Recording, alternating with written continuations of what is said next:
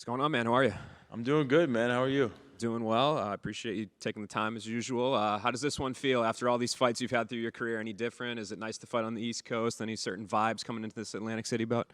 Well, it's been pretty chill, it's been a while from me being on a fight night and way less media, less on the schedule. So it's been very relaxed. Weight cut's going good. Camp went great. I'm excited to go out there and showcase the skills. Just kind of take us through from the last time we saw you until now. I guess how did things go? Because I think a lot of people came out of that bout thinking you were going to have some physical, injuries to deal with, and it seems like this timeline, this turnaround's not that bad. So I guess what was the impact mentally, physically, emotionally coming out of the fight against Tavares? Mentally, I actually felt great. I was happy and just proud of myself for getting back in there for everything I've been through.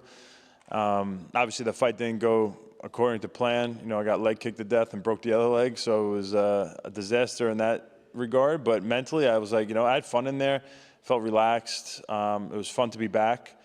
But, obviously I wasn't happy that I didn't figure out a way to win, and get leg kicked to death. So I'm excited to get back in there and not let that happen again. Yeah, what do you feel like went wrong? Was it just that, kind of some technical stuff, some defense you could have done better? Was it just once the injury came, like there's only so much you can do? What was the... Well, the first in my head, I wasn't expecting that, to be honest. I was expecting Tavares. I thought he'd like to be in the pocket, throw, and evade takedowns, but I didn't expect him to be kicking and running like that.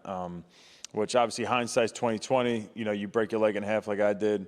You have to expect these guys coming at your legs, but we really didn't. That wasn't even like a thought, honestly, which is crazy. We should have thought about that, and I probably should have watched more fight on Brad Tavares because apparently he has a lot of leg kicks in the UFC. We didn't see him as a leg kicker.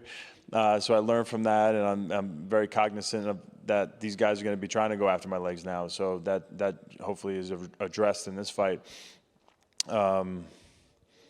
And then in terms of like mentally and emotionally, was there any sort of like deep digging you had to do if you wanted to continue to go? Because we talked to Dana afterwards, and he was saying, he would like you to retire, and that would be the conversation he would have with you. So was that ever a question in your mind, and what was that conversation like when it came time for you to return?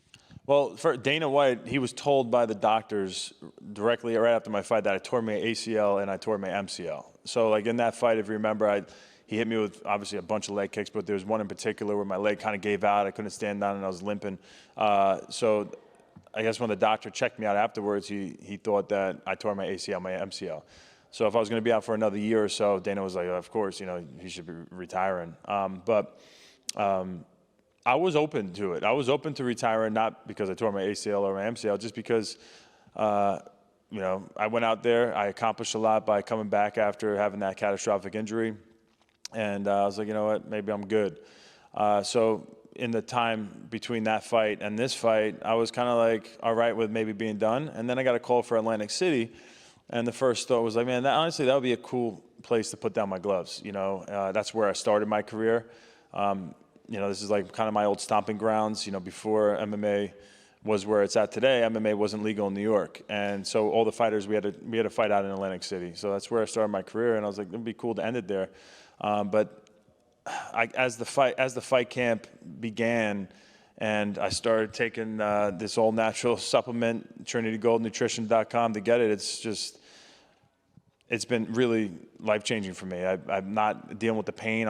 I wasn't able to circle to my right before that last fight, because the pain in my leg. Now I'm completely fine. I can load my knee, which basically what I mean by that is like push back on my right knee and push off without having pain. I haven't had that luxury in probably like 12 years. So I'm just happy that I have something that is healthy for me to take, and it's been working like crazy, and I feel great, crazy. It's almost like having a superpower, being able to load my leg again and push off of it. A lot of my fighting style is very front leg heavy because the back leg was always pretty shot. But right now I feel really good. Do you think there's a chance that this is your last fight, or are those things that you're speaking of, like, did that kind of reroute you a little bit?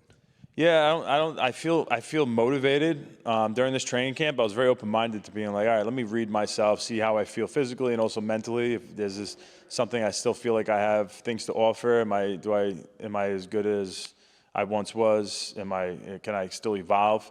And as the camp went on, man, I really think, like skill set wise still, and I think better than ever, if you take one skill at a time, I don't think there's really anybody in the UFC in any division that has the skills in stand-up, the wrestling, and the jiu-jitsu like I have.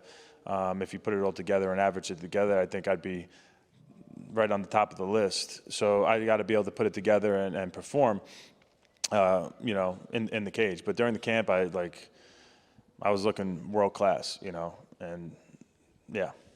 We spoke to him a little while ago, and he was talking about how when he was a young fighter on the come up with just a handful of pro bouts, he remembers watching you and Anderson when you beat him. He was working security, and so he's, you know, you're somebody that's been on his radar for a while and inspired him. He called you a legend, I believe. So I know, you know, you still have more fights to fight, as you said, you got goals, but is it cool to know, like, regardless of what happens from here on out, that you kind of do have that sort of impact on the sport that will always be there?